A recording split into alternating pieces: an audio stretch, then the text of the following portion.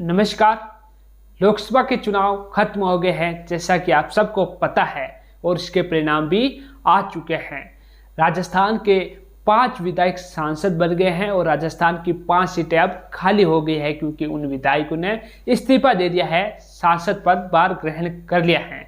ऐसे में राजस्थान में एक बार फिर चुनावी माहौल क्रिएट हो गया है। राजस्थान में एक बार फिर सियासी हलचल तेज हो गई है। राजस्थान में उपचुनाव को लेकर चर्चाएं हो रही हैं। इसी बीच राजस्थान की दौसा विधानसभा सीट, जहां से मुरारी लाल मीणा विधायक थे, जो कि अब सांसद बन गए हैं, यहाँ पर ये सीट हॉट सीट होती हुई दिखाई दे रही है। यहाँ पर सचिन पायलट का दबदबा आपको देखने को मिलता आया है। सचिन पायलट की ये खानदानी सीट मानी जाती है। तो ऐसे में सचिन पायलट यहाँ पर धर्म संकट में डलते हुए दिखाई दे रहे हैं। नरेश मीणा जो सचिन पायलट के करीबी माने जाते हैं, और मुरारी लाल मीणा ये भी सचिन पायलट के बेहद करीबी माने जाते हैं।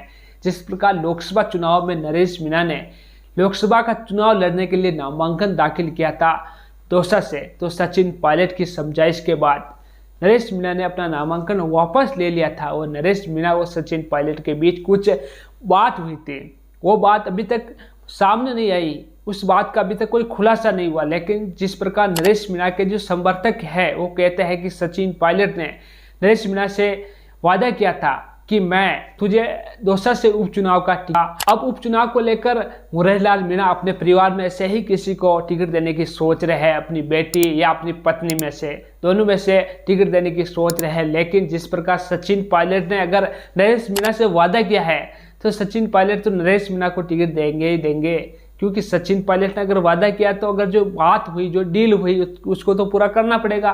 क्योंकि गिर दूंगा, मुरारी लाल मीणा जीत गए हैं, उसमें नरेश मीणा का भी कुछ सहयोग रहा है। नरेश मीणा ने अपना नामांकन उठाया है, तो ऐसे में नरेश मीणा को अगर टिकट दिया जाए तो वो लाजमी है। लेकिन जिस प्रकार मुरारी लाल मीणा टिकट देने से मना कर रहे हैं, मुरारी लाल मीणा का एक बयान सामने आया कुछ दिनों पहले, ये कहते हुए दिखाई दे रहे हैं कि नरेश मीणा तो एक सगाई तुड़ो गैंग है, ये कोई नेता नहीं है, इनको अगर राजनीति करनी है तो अपने क्षेत्र में करें, यहाँ पर नहीं करें। जिस प्रकार ये बयान मुरारी लाल मीणा द्वारा दिया गया है, ऐसे में यही लग रहा है कि मुरारी लाल मीणा नहीं चाहते हैं कि नरेश मीणा दौसा से चुनाव लड़े, मेरे परिवार में से ही किसी को टिकट मिले। नरेश मीणा ये कहते हुए दिखाई दे रहे हैं कि अगर मुझे टिकट नहीं दिया जाता है तो कोई बात नहीं, लेकिन परिवारवाद खत्म हो।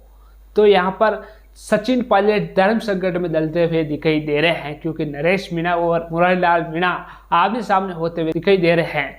तो यहाँ पर सचिन पायलट धर्म संकट में डलते हुए दिखाई दे रहे हैं, क्योंकि दोनों ही सचिन पायलट के आदमी हैं। सचिन पायलट कभी नहीं चाहेंगे कि मेरे आदमी आपस में झगड़े। अगर यहाँ पर ये दोनों ही आपस में झगड़ते हैं तो कहीं ना कहीं सचिन पायलट को भी नुकसान झेलना पड़ सकता है। ये सीट कांग्रेस अपने खाते में से खोज सकती है, यानी कि ये सचिन पायलट का यहाँ पर दबदबा देखने को मिलता रहा है, ये दबदबा कम हो सकता है। जैसा कभी सचिन पायलट नहीं चाहेंगे। सचिन पायलट इन दोनों में सुलह जरूर कराएंगे, लेकिन अभी तक यहाँ पर खींचातान की स्थिति बनी दिखाई दे रही है और लगातार नरेश मीणा यहाँ पर एक्टिव होते जा रहे हैं।